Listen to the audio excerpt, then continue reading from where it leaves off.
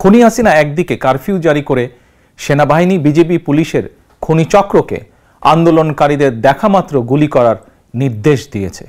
অপরদিকে গণহত্যায় শহীদদের স্মরণে কথিত শোক দিবস পালনের নাটক করছে।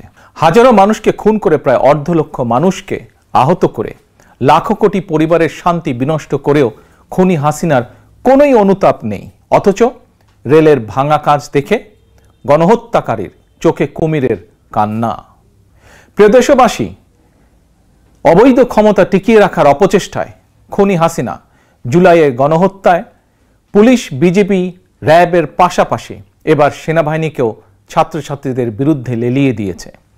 গণহত্যাকারী খুনি শেখ হাসিনাকে বাঁচাতে সেনাবাহিনী এখন নিজ দেশের জনগণের বিরুদ্ধে গোলাগুলি করছে, আর শত্রুর সঙ্গে করছে গলাগলি।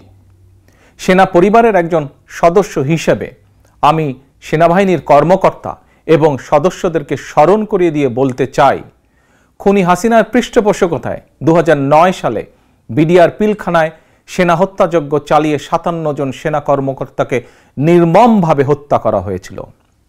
সেদিন নিজের সহকর্মীদের রক্ষা করতে আপনারা চূড়ান্তভাবে হয়েছিলেন ব্যর্থ।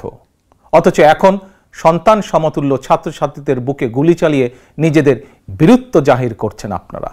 বীরত্ব দেখাতে চাইলে অরক্ষিত সীমান্তে যান।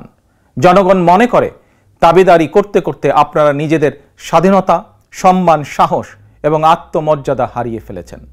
সেনাবাহিনীকে বলবো, মিয়ানমারের সেনাবাহিনীর মতন নিজ দেশের জনগণের সঙ্গে যুদ্ধে লিপ্ত হবেন না। এতে কোনো বাহাদুরি নেই। অবিলম্বে ব্যারাকে ফিরে যান।